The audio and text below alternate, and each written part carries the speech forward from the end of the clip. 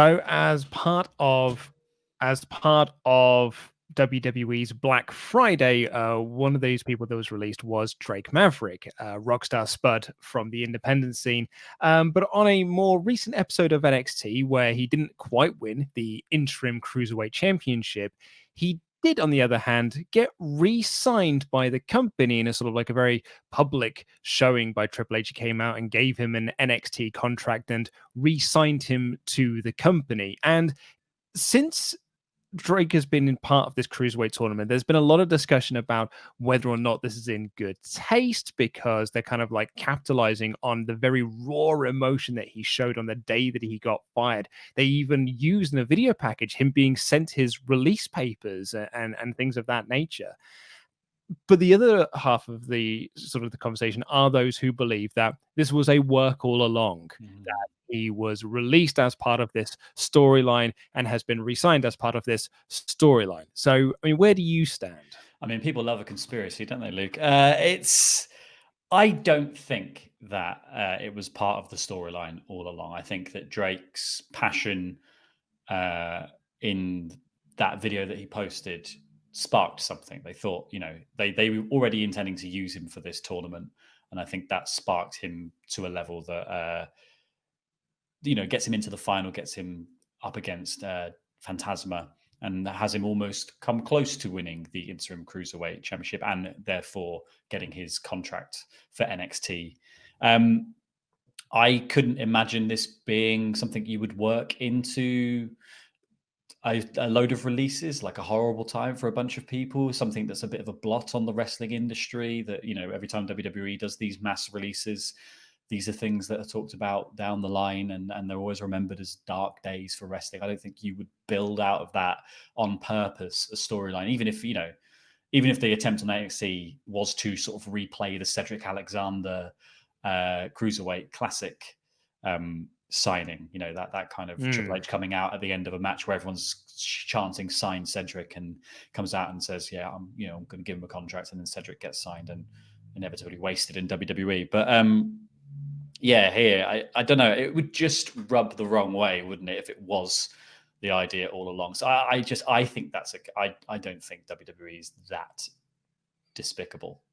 Yeah, that's kind of where I'd like to stand on this. I don't think that WWE would really, because and the reason why I think a lot of people thought that it was sort of in poor taste when they first started doing it was that these were real people who had IRL lost their jobs during a pandemic where there was nowhere for them to go and work and make money, and it almost felt like WWE were trying to capitalize on the emotion that Drake showed. And it almost, I felt like it almost sent the wrong message, which was like, to people like Rusev or Aiden English or Gallows and Anderson. It was like, well, you didn't care enough that you got fired.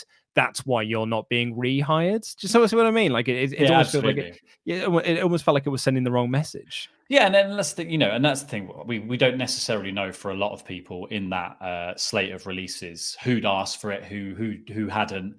I think we can guess that the Revival definitely did, and they were willing to go anyway. But I think a lot of people, it's a very real, very scary time, and I would still err on the side it's probably poor taste. Like I am all for Drake getting re-signed. I think he was criminally underused in WWE as a joke character.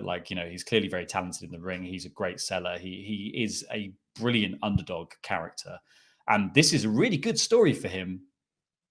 If it didn't come in the wake of real firings, if it didn't come in the wake of, actually spinning out into this is somebody's real job on the line, and there are other people who haven't been given this opportunity, because there's only one of these stories that you can tell in WWE right now. So because Drake was the most impassioned, like you said, it feels like other people didn't care enough, right? Yeah, totally. But I like you say, so happy for Spud to get his job back, and I really hope that this is the start of something big for him in NXT. I'm not saying he's going to be NXT champion or anything like that, but certainly being a featured player on the show and being one that's taken very seriously, because as you said, his run up until this point has been, you're either the 205 Live general manager where you wear wacky suits, or you're a comedy goofball on Raw that pisses his pants, and it was sort of the manager of AOP, yeah. So I'd like to see, because he's so good and he's so talented and such a nice guy, that I really hope that he gets a massive push off the back of this. Yeah, and he feels like a very good contender for you install a really dominant heel North American champion, and you push Drake into that slot. And maybe they'll do it with the Cruiserweight Championship as well. Maybe they'll push it, like that'd be the sort of his big win. But I feel like North American is a much bigger, better, juicier prize to push him into that slot for. And I think you could really work that underdog story with him. But yeah, it's a bit of a mar on this what has actually been a very good bit of storytelling from WWE, completely detached from the reality. But unfortunately, the reality is attached to the situation. So you have to take it into account. And that does leave a little bit of an indelible bad feeling about this, because I'm still sitting there thinking, what about all those other guys that lost their job? What about all the people backstage that lost their jobs? All the people who'd written really good bits of SmackDown and Raw that have been let go, and it's a scary time for everyone. And obviously these are business decisions that you have to make, but you don't necessarily need to flagrantly play them up to wind everyone else up. Yeah,